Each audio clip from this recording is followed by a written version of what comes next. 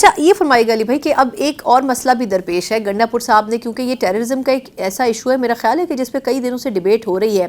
Development इसमें यह है कि एक तरफ गंडापुर साहब एक वफ्द भेजना चाहते हैं पाकिस्तान से अफगानिस्तान, और बात वो कर रहे थे कि जी बातचीत होनी चाहिए।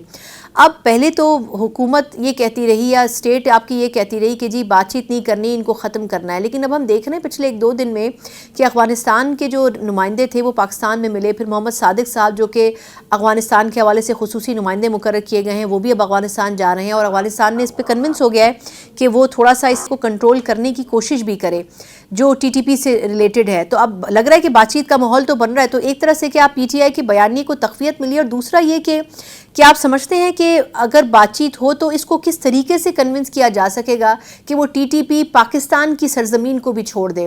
मतलब क्या उनके लिए इन एनी केस ऑपरेशन ही करना पड़ेगा, या बातचीत का रास्ता आपको लगता है कि ज़्यादा बेहतर ऑप्शन है? It should always be talk and fight. आप सिर्फ ये नहीं कर सकते कि सिर्फ लड़ाई करनी है, सिर्फ बात करनी है। दोनों करनी है आपने, क्योंकि एक आदमी आपसे बात करना चाहता है, आप उसको गोली नहीं मार सकते, लेकिन जो आप पे गोली चला रहा है आप उसको कहेंगे नहीं आप मेरे से बात करो, कहेगा आओ ना मैं तुम्हें बात करूँ ना तेरे साथ।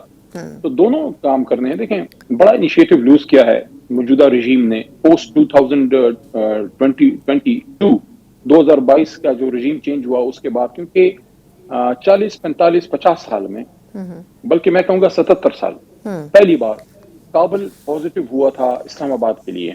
इमरान खान साहब के दौर में जो 2 OIC कॉन्फ्रेंसेस हमने की और नेटो और अफगान तालिबान के बीच में जो हमने हमारी अपनी जो एस्टेब्लिशमेंट है उनके साथ ज़ाहिर है कोलैबोरेशन, जब कतर में दोहा में हमने इनके नेगोशिएशंस करवाई और एक पीसफुल इनखला, क्योंकि जब भी कोई सुपर पावर एक इलाके से जंग के बाद जाती है वहां सिविल वॉर होती है, वहां खूना खून होता है, सोशल फैब्रिक तबाह होता है। लेकिन पाकिस्तान की काविशों की वजह से अमेरिका या नेटो पीसफुली निकला और अफगान तालिबान और अफगानी अपने मुल्क में उनके इक़्तिदार पीसफुली मुंतकिल हुआ। हमारा बड़ा रोल था, बड़ा क्रेडिट था। बदकिस्मती से जब हमारी हुकूमत गई है तो फिर उस वक्त शहबाज साहब या उस वक्त बिलावल साहब फॉरेन मिनिस्टर थे, कोई विजिट मेरे ख्याल में बिलावल साहब की ऑन रिकॉर्ड नहीं है। हालांकि शाह महमूद कुरैशी कितना एक्टिव थे उस जमाने में, वज़ीर आज़म शहबाज शरीफ को उस वक्त एक्टिव रोल अदा करना चाहिए था। फिर बीच में जो केयर टेकर सेटअप काकड़ साहब का आया उस वक्त भी वही स्टेटस को रहा, और फिर जब मियां साहब को दोबारा 1 साल हो गया है, जो मौजूदा फॉरेन मिनिस्टर हैं डार साहब जो हैं, फॉरेन मिनिस्ट्री तो उनका उस तरह से शोभा है भी नहीं, लेकिन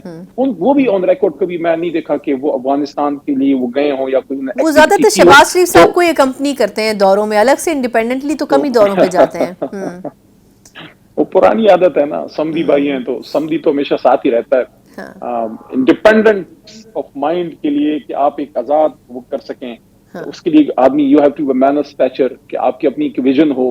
उनकी जो फील्ड है वो इकोनॉमिक्स है, उधर ही रहते तो बेहतर था, लेकिन बहरहाल उस पर नहीं जाते। Not about Isaac, about Pakistan Afghanistan terrorism issue.